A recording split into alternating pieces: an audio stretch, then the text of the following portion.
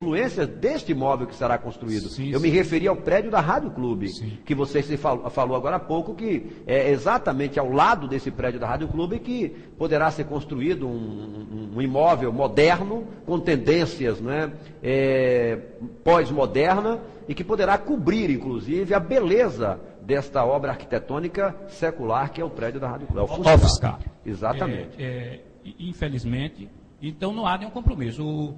A administração que está aí demonstra que não tem nenhum compromisso com a conservação do patrimônio arquitetônico de Jacobina. Só para você ter uma ideia, eu conversando com o doutor Roberto Jacobina, ele está temeroso, disse que iria falar com o seu sobrinho, não é?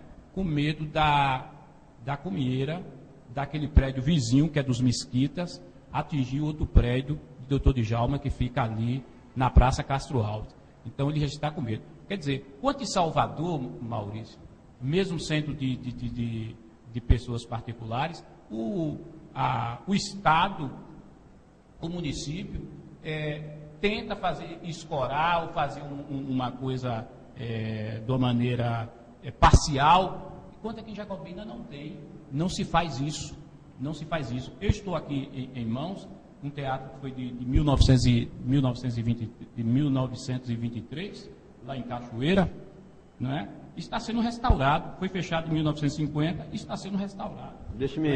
Eu gostaria que Marcos nos desse a possibilidade de pegar aqui as imagens. Eu não sei se a gente tem como focar aqui as imagens, não há como focar, mas o governo do Estado nós está fazendo essa restauração. Quer dizer, é aquele compromisso. E, né, infelizmente, aqui em Jacobina, os gestores que têm passado não têm essa sensibilidade.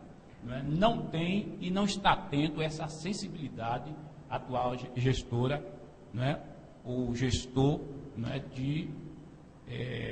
com o patrimônio arquitetônico de Jacobina. Muito bem, nós estamos entrevistando o programa Cidadão do Povo hoje, entrevista o professor Joaquim Lima. Ele é filósofo formado pela Escola de Filosofia da Universidade Católica de Salvador e também é formado em Teologia pela Escola de Teologia do Seminário Presbiteriano.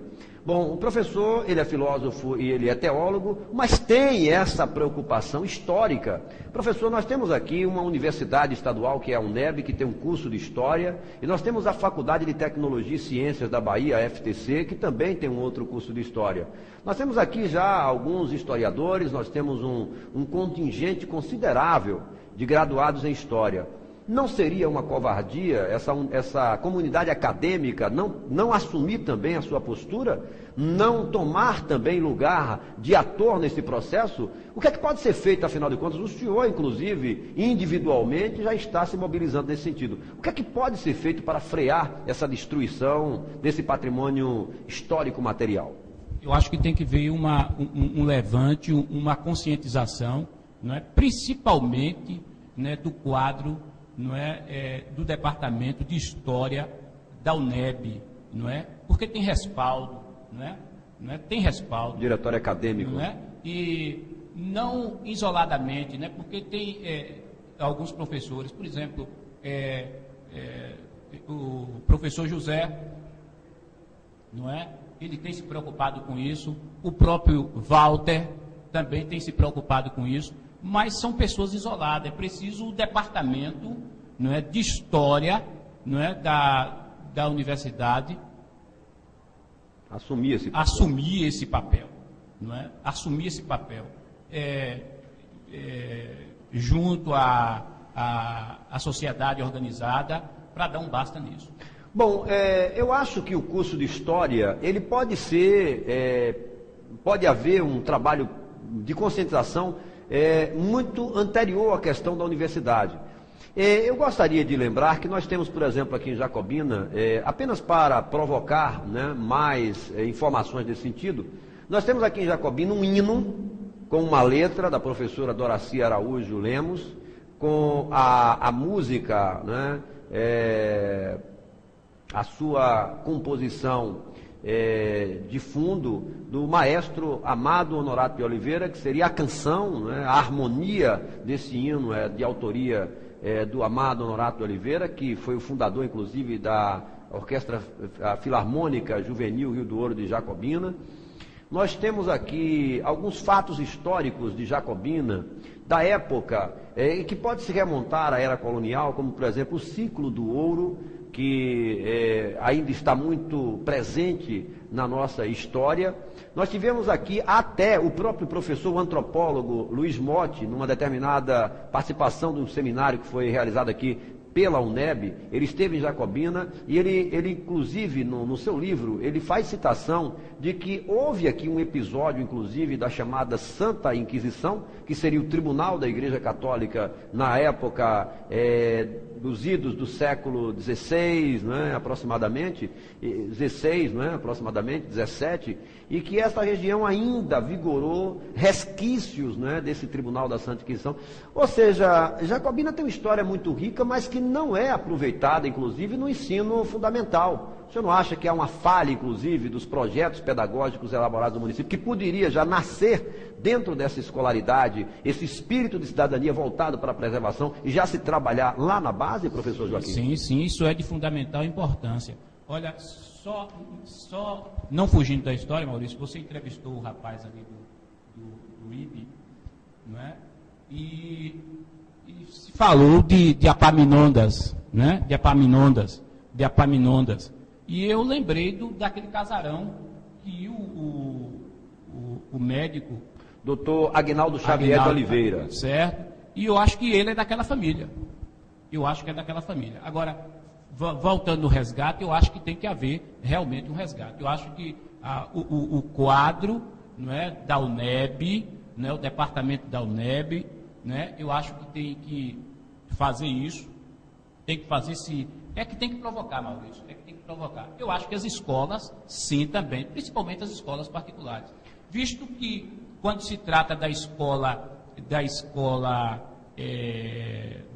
municipal, né, provocando isso fica um pouco difícil, a não ser isoladamente, mas partindo da secretaria, visto que a atual gestão não tem um compromisso para com isso, prova disso que está lá o antigo prédio do Parlamento Legislativo de Jacobina em total abandono. Não é? Olha, se ele não zela pelos seus, né, pelo seu patrimônio, vai zelar pelo patrimônio particular? Eu acho difícil. Ele vai pegar, pelo menos dar uma restaurada ali naquele pelo menos, não digo superficialmente, mas digo parcialmente, daquele prédio que tem uma arquitetura belíssima, que fica do lado ali do prédio do Dr. Djalma na Praça Castro Alves. Eu acho muito difícil. Olha, nós temos aqui, sem sombra de dúvidas, um patrimônio que, embora ele ainda é contemplativo do ponto de vista da sua antiguidade, mas o desrespeito a este patrimônio é tão visível e que, se nos aprofundarmos nessa questão, veremos, por exemplo,